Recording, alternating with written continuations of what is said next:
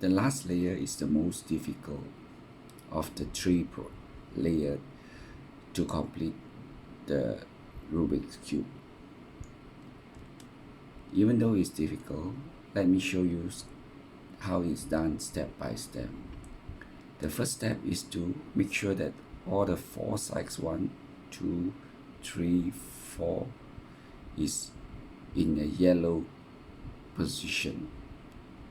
So in order to do that, you just have a look facing you.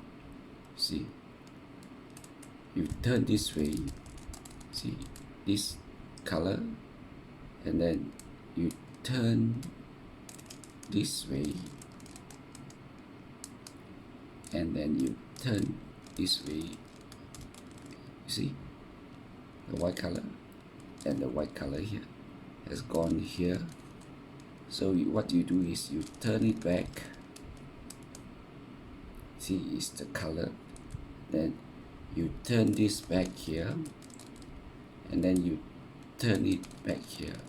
See, now the two sides are yellow. Regardless is whether this way or this way, you still make back the same process. Turn the other side. See, turn this side,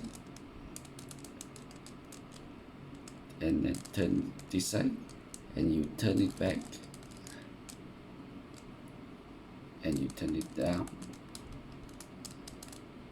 and you turn it down. See, all this remains, and now you got this. So now what you do is you just put this yellow in this position to complete the two sides. Okay, again the same process, 1, 2, go up, come back, come down, go.